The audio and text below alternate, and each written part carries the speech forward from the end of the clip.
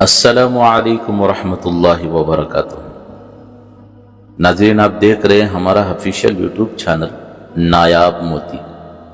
آج آپ لوگوں کی خدمت میں ایک بہت ہی دلچسپ واقعہ لے کر آیا ہوں۔ ایک سچی کہانی ہے اور ہمارے لیے ایک بہت ہی نصیحت ہے۔ اس کا عنوان ہے چلتی بس میں نکاح۔ بس حیدرآباد سے محبوب نگر جا رہی تھی۔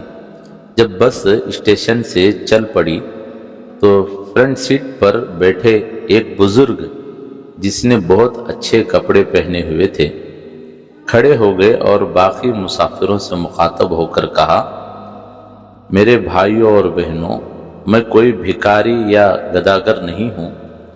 اللہ نے مجھے اپنی نعمتوں سے نوازا ہے، مگر میری بیوی ایک بیماری سے اللہ کو پیاری ہو گئی۔ کچھ دن گزرے اور میری فیکٹری میں آگ لگ گئی۔ میں ادھر دارآمد اور برآمد کا کاروبار کرتا تھا۔ میرا 13 شدہ سالہ مال جل کر خاک ہو گیا۔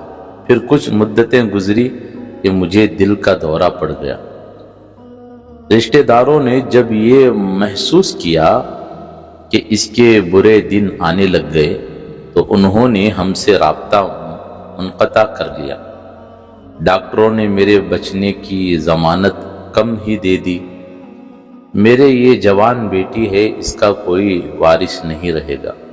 مجھے اس کی فکر کھائی جا رہی ہے اور اس شخص کی ہچکیاں بند ہو گئی۔ جوان سالہ لڑکی جو پاس میں بیٹھی تھی اٹھی اور باپ کو سہارا دے کر سیٹ پر بٹھا دیا۔ بس کی پچھلی سیٹ پر ایک آدمی کھڑا ہو گیا اور کہنے لگا، میرے 2 بیٹے ہیں، ایک ڈاکٹر ہے، اس کا نکاح ہو چکا ہے، اور دوسرا یہ جو اس شخص کے آگے بیٹھا ہوا ہے انجینئر ہے، اس کے لیے دلہن کی تلاش ہے۔ میں اس بزرگ سے درخواست کرتا ہوں کہ یہ اپنی بیٹی کا نکاح میرے اس بیٹے سے کر دے۔ وعدہ کرتا ہوں کہ اس بچی کو کبھی باپ کی کمی محسوس نہیں ہونے دوں گا۔ لڑکا کھڑا ہو گیا اور کہا، مجھے رشتہ قبول ہے۔ بس میں موجودہ ایک مولوی صاحب کھڑے ہو کر کہنے لگے، یہ سفر بہت مبارک سفر ہے۔ نکاح جیسے مقدس عمل ہو جائے وہ بھی سفر میں، اس سے اچھی بات کیا ہوگی؟ اگر لوگوں کو اعتراض نہ ہو تو میں نکاح پڑھا دوں۔ سب کہنے لگے، ماشاء اللہ، سبحان اللہ، الحمدللہ وغیرہ وغیرہ، اور مولوی صاحب نے نکاح پڑھا دیا۔ ایک اور صاحب کھڑے ہو گئے اور کہنے لگے، میں چھٹی پہ گھر جا رہا تھا اپنے گھر والوں کے لیے لڈو لے کر، مگر اس مبارک عمل کو دیکھ کر میں سمجھتا ہوں کہ یہ لڈو ادھر ہی تقسیم کر دو۔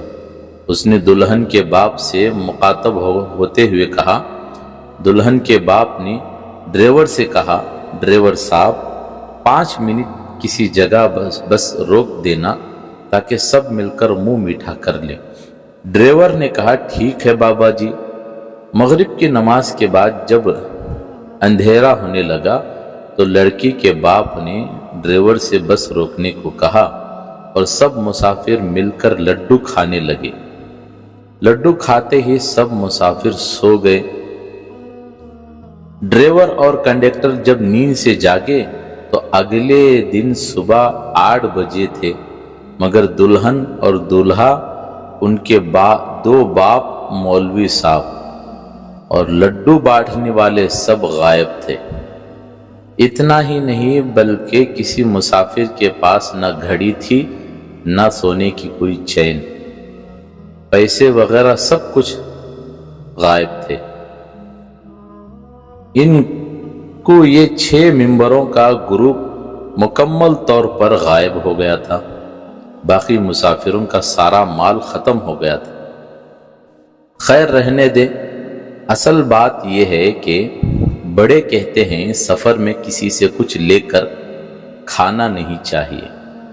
تو ناظرین، آپ باقی سب سمجھ گئے ہوں گے۔ اللہ ہم سب کو ان باتوں پر غور و فکر کرنے کی توفیق عطا فرمائے۔ ناظرین، اگر آپ ہمارے اس چینل میں نہیں ہیں تو ہمارے چینل کو لائک اور شیئر ضرور کیجیے گا، اور اگر